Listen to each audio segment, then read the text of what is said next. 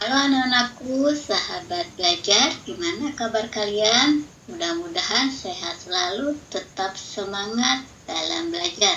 Assalamualaikum warahmatullahi wabarakatuh. Jumpa lagi dengan saya, Eli Yuliantini, di pembelajaran IPA. Untuk pembahasan kali ini tentang mekanisme kerja otot. Pernah tidak terpikirkan oleh kalian selama ini gerak tubuh kita itu tergantung sama yang namanya kinerja otot?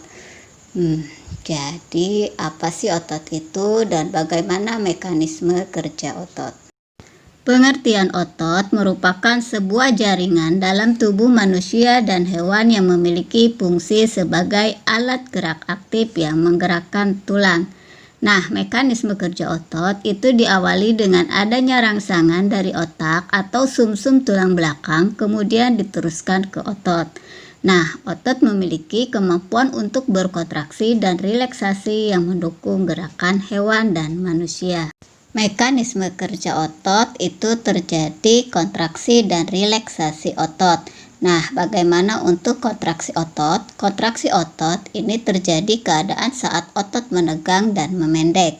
Sedangkan relaksasi itu kondisi ketika otot kembali memanjang.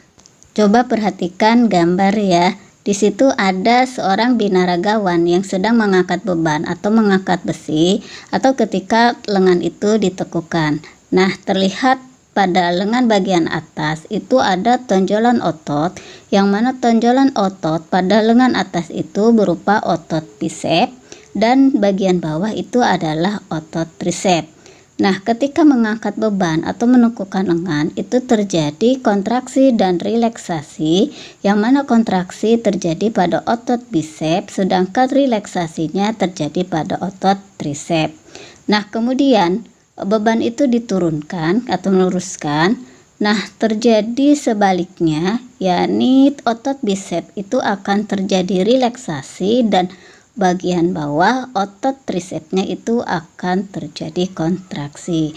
Jadi ingat ya, kalau kontraksi itu otot menegang dan memendek, sedangkan relaksasi itu ototnya memanjang.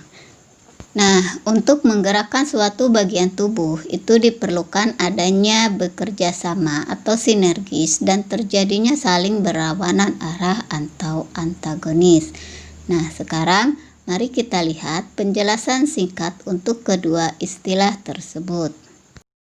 Otot antagonis itu melibatkan otot bisep dan trisep yang terdapat pada lengan atas.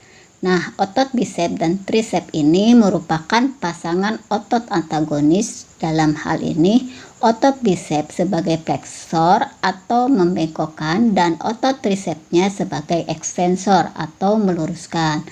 Nah, yang berdasarkan arah geraknya, gerakan antagonis itu dapat dibedakan menjadi beberapa macam, yaitu ada fleksi menekukan yang berperan otot fleksor, dan ekstensi meluruskan yang berperan itu otot ekstensor. Kemudian ada abduksi itu menjauh tubuh dan aduksi itu mendekati tubuh. Kemudian pronasi gerakan menelungkup dan suspensinya menengadah. Kemudian ada gerakan elevasi dan depresi. Gerakan elevasi itu gerakan mengangkat, sedangkan depresinya itu gerakan menurunkan. Nah, sedangkan untuk otot sinergis itu yang berperan adalah otot pronator teres dan otot pronator quadratus yang bekerja bersama-sama dalam menggerakkan telapak tangan, mengadah dan menelungkup. Nah, sampai di sini pembahasan tentang mekanisme kerja otot. Semoga bermanfaat. Terima kasih. Terus belajar. Wassalamualaikum warahmatullahi wabarakatuh.